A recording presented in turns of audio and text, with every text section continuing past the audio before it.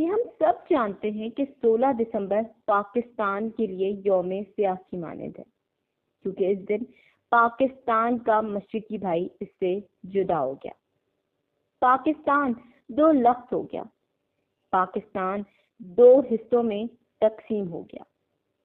جب دو بھائی یعنی مشرقی پاکستان اور مغربی پاکستان علیحدہ ہوئے تو پورے مغربی پاکستان میں صف ماتم بچھ گئے، کیونکہ یہ دونوں بھائی اچھے اور برے وقت کے ساتھی تھے، خوشی اور غم کے شریک تھے۔ دونوں نے ایک ساتھ آزادی کے لیے اپنی جد و جہد کا آغاز کیا تھا۔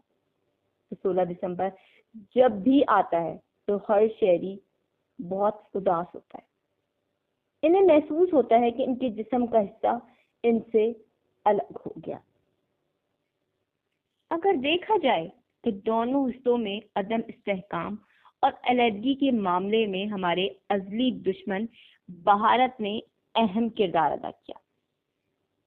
انہوں نے اپنے را کے ایجنٹس مشرقی پاکستان میں تعینات کیے اور شیخ مجیب الرحمان کو ورغلا کے اس کو اپنا ایجنٹ بنایا۔ مجیب الرحمان اور اس کی عوامی لیگ نے مشرقی پاکستان کے لوگوں میں پائے جانے والی احساس محرومی کو استحصال کا نام دے کے ایسی آگ لگائی جس کا نتیجہ پاکستان کی ٹوٹ پھوٹ کا باعث بنا۔ یہ سب کچھ مجیب الرحمان نے بھارت کے کہنے اور اپنے اقتدار کو بچانے کے لیے کیا۔ اس وقت نفرت جیت گئی اور آگ اور خون کی دیوار کھڑی ہو گئی۔ اس نفرت کو بڑھاوا ہمارے ازلی دشمن بھارت نے دیا۔ اس نے جلتی پر تیل کا کام کیا اور مجیب الرحمان کا ساتھ دیا، لیکن وقت کبھی ایک سا نہیں رہتا۔ جب اہل فوج کو اس کے عزائم کا اندازہ ہوا تو انہوں نے 15 اگست 1975 کو اس کے خلاف بغاوت کر دی اور شیخ مجیب الرحمان کو ان کے اہل خانہ سمیت موت کے گھاٹ اتار دیا۔ اور وہی بھارت جس نے ہر موقع پر مجیب الرحمان کی مدد کی، جب اس کے خلاف بغاوت ہوئی اور اس کو موت کی گھاٹ اتارا گیا تو بھارت ان کی مدد کو نہ آیا۔ اس وقت ان کی بیٹی شیخ حسینہ واجد بیرون ملک تھی، اس لیے بچ گئیں۔ شیخ حسینہ واجد نے 1 جون 1996 سے 2001 تک وزارت عظمیٰ کا عہدہ سنبھالا اور 2009 سے 2024 تک وہ بلا شرکت غیر سیاہ و سفید کی مالک ہے۔ انہوں نے بدعنوانی، ناانصافی اور کرپشن کی حد کر دی، ہر شعبے میں اپنے ملازمین کو فوقیت دی۔ انہوں نے 30% کوٹا ان لوگوں کے اہل خانہ کے لیے مختص کیا جنہوں نے 1971 کی تحریک آزادی میں بڑھ چڑھ کر حصہ لیا تھا۔ تعلیمی اداروں میں بھی اپنے حامیوں کو نوازا گیا۔ گلوبل فائنینشیل انٹیگریٹی یعنی GFI کے مطابق ہر سال اوسطاً 64,000 کروڑ روپے اسمگل ہوئے،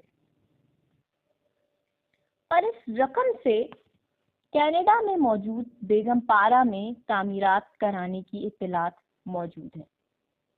عوامی لیگ پر اعتراضات ہیں کہ ان کے لوگوں نے بھی امیروں کی جنت یعنی بیگم پارا میں سرمایہ کاری کی ہے۔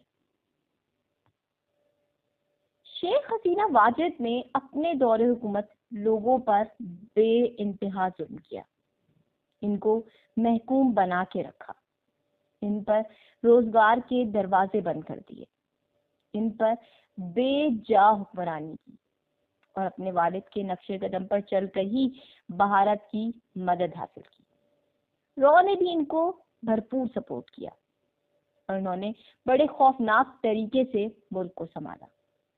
نریندر مودی جس نے انہیں اپنا بہن بنایا ہوا تھا، وہ ہر سال 16 دسمبر کو بنگلہ دیش آ کر وہاں پر اینٹی پاکستان تقاریر کرتے۔ شیخ حسینہ واجد بھارت کی ایک کٹ پتلی بنی ہوئی تھی، وہ ہمیشہ انڈین مفادات کی حفاظت کرتی۔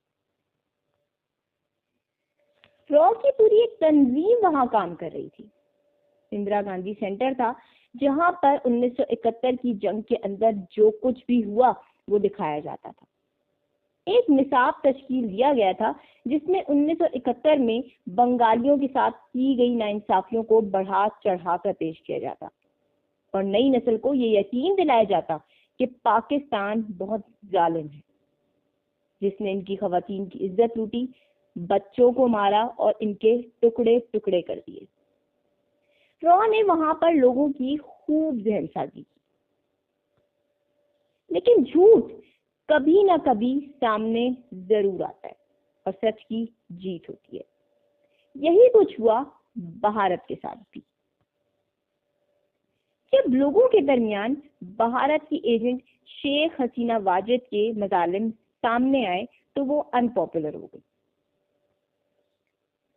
بنگالی عوام یہ جان گئی کہ پاکستان کے خلاف پروپیگنڈے سراسر جھوٹ ہیں. عوام نے حسینہ واجد کے خلاف بغاوت کر دی. نوجوان طبقہ ان کے خلاف اٹھ کھڑا ہوا اور طلبہ نے کوٹا سسٹم کے خلاف احتجاج شروع کر دیا اور یہ احتجاج ایک تحریک میں تبدیل ہو گیا. پولیس اور عوام کے درمیان کئی تصادم ہوئے جس میں 200 سے زائد افراد جاں بحق ہو گئے اور سینکڑوں زخمی ہوئے. 11,000 مظاہرین کو گرفتار کر لیا گیا اور جیلوں میں قید کر دیا گیا. 21 جولائی 2024 کو سپریم کورٹ نے کوٹا سسٹم ختم کر کے 93% ملازمتیں اوپن میرٹ پر دینے کا اعلان کیا، لیکن سپریم کورٹ کا یہ فیصلہ بھی عوام کے غصے کی آگ کو ٹھنڈا نہ کر سکا. عوام سڑکوں پر آ گئی. عوام نے حسینہ واجد سے معافی کا مطالبہ کر دیا. حالات اتنے سنگین ہوئے کہ حکومت نے انٹرنیٹ سروس بند کر دی، جس سے لوگوں میں اشتعال مزید بڑھا. شیخ حسینہ واجد نے ملک میں کرفیو نافذ کر دیا، لیکن عوام کے لیے کوئی بھی پابندی بے اثر ثابت ہوئی اور انہوں نے جہاں بہت مظاہرین کے لیے انصاف اور قیدیوں کی رہائی کا مطالبہ کرنے کے بعد بالآخر حسینہ واجد سے استعفیٰ مانگ لیا. شیخ حسینہ واجد کو اپنے والد کا انجام یاد آ گیا اور وہ 45 منٹ کے اندر اندر مستعفی ہو کے فوجی جہاز میں انڈیا بھاگ گئی. اس وقت انڈیا نے انہیں پناہ دی اور ان کے کہنے پر ان علاقوں میں بھی کرفیو کا نفاذ کیا جس کی سرحدیں بنگلہ دیش سے ملتی تھی. یہ حسینہ صاحبہ اب بھارتی میڈیا میں بیٹھ کر بنگالی عوام کو جمہوریت کا درس دے رہی ہیں. یہ وہی شیخ حسینہ واجد ہیں جو جمہوریت کا لبادہ اوڑھ کر پناہ لینا چاہتی ہیں، لیکن کوئی بھی ملک انہیں پناہ دینے پر رضامند نہیں ہے. شیخ حسینہ واجد کا انڈیا فرار ہونا اس بات کی نشاندہی کرتا ہے کہ وہ انڈین ایجنٹ تھی اور ان کے مفادات کے لیے کام کر رہی تھی. شیخ حسینہ واجد کا یہ انجام یہ بات واضح کرتا ہے کہ جھوٹ ایک نہ ایک دن ضرور سامنے آتا ہے. نفرت کی جو دیوار وہ اپنے دور حکومت کھڑی کرتی رہی وہ زمین بوس ہو گئی اور بنگالی عوام کی محبت امٹ کر سامنے آ گئی. دلوں میں پڑی نفرت کی گرد ہٹ گئی ہے. اب بھارت کو اپنا سورج بنگلہ دیش میں ڈوبتا نظر آ رہا ہے. ان کے لاکھوں ڈالر کی سرمایہ کاری خاک میں ملتی نظر آ رہی ہے. بھارتی میڈیا پر بنگلہ دیش پر تبصروں سے حسد اور جلن کی بو آ رہی ہے، کیونکہ 11 ستمبر کو پہلی بار بنگلہ دیش میں بانی پاکستان کی برسی بھی منائی گئی. یہ تقریب محض تقریب نہیں بلکہ ایک سمت کی طرف اشارہ ہے، بھائیوں کی محبت کا. اس تقریب میں ایک مقرر نے کہا کہ اگر قائد اعظم نہ ہوتے تو ہم آزادی حاصل نہ کرتے. بنگلہ دیش کے بابائے قوم قائد اعظم ہیں، نہ کہ شیخ مجیب الرحمان. اس دفعہ ہم نے برسی منائی ہے، اب یوم پیدائش بھی منایا جائے گا. ایک اور مقرر نے کہا کہ اگر ہمارا ملک بنگلہ دیش 1947 میں مشرقی پاکستان کے طور پر آزاد نہ ہوا ہوتا تو ہماری حالت بھی کشمیر جیسی ہوتی، جہاں ہندوستانی فوج ہر شہری پر بندوق تانے کھڑی ہے۔ انہوں نے کہا کہ علامہ اقبال ہال اور جناح ایوینیو کا نام تبدیل کرانے کی بھی بھرپور کوشش کی گئی، مگر ہم نے ایسا نہیں ہونے دیا۔ اب ضرورت اس بات کی ہے کہ بھارت کے مقابلے میں پاکستان اور چین سے تعلقات استوار کیے جائیں۔ اس تقریب میں قائد اعظم کو خراج تحسین بھی پیش کیا گیا اور ڈھاکہ میں زیر تعلیم 2 پاکستانی طلبہ نے اردو زبان میں نغمے گا کر تقریب کے شرکاء کو خوب گرمایا۔ پاکستان کے ڈپٹی ہائی کمشنر نے بھی اس تقریب میں شرکت کی، جس میں انہوں نے بنگالی عوام کے لیے نیک خواہشات کا اظہار کیا۔ اب بھارت سے یہ سب کچھ برداشت نہیں ہو رہا، کیونکہ بقول ان کے کہ اس زبان کے تنازع پر ہی ہم نے مشرقی اور مغربی پاکستان کو الگ کیا تھا، اور اب اسی زبان کو وہاں پر پذیرائی مل رہی ہے۔ بھارتی میڈیا نے خود بھی اس بات کو تسلیم کیا کہ ہم نے 1971 میں بنگلہ دیش کو آزاد کرایا تھا، اور آج وہی پاکستان کے لوگوں سے محبت کا اظہار کر رہے ہیں۔ صرف یہی نہیں بلکہ اب بنگالی عوام نے اپنا قومی ترانہ اور پرچم بھی تبدیل کرنے کی مانگ کی ہے۔ ان کا کہنا ہے کہ بنگالی جھنڈا ایک بھارتی ہندو نے ڈیزائن کیا تھا، لہذا اسے تبدیل کرنے کی ضرورت ہے تاکہ جھنڈے سے پتہ چلے کہ یہ ایک اسلامی ملک کا جھنڈا ہے۔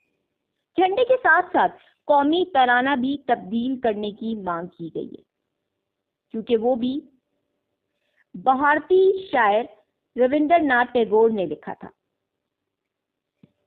ان کا کہنا ہے کہ ایسا قومی ترانہ ہونا چاہیے جس میں اسلامی نظریات کی عکاسی ہو۔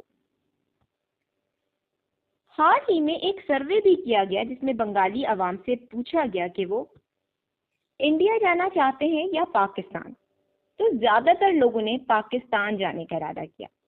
ان کا کہنا تھا کہ پاکستان ایک اسلامی ملک ہے اور ان کا کلچر بھی بنگالی کلچر سے ہم آہنگ ہے۔ تاریخ گواہ ہے کہ حسینہ واجد کے دور حکومت پاکستان اور بنگلہ دیش کے تعلقات میں سرمہری رہی۔ نفرت یہاں تک پہنچی ہوئی تھی کہ اگر کرکٹ میچ کے دوران کوئی بنگالی پاکستانی جھنڈا بھی لہراتا تو اسے گرفتار کر لیا جاتا تھا۔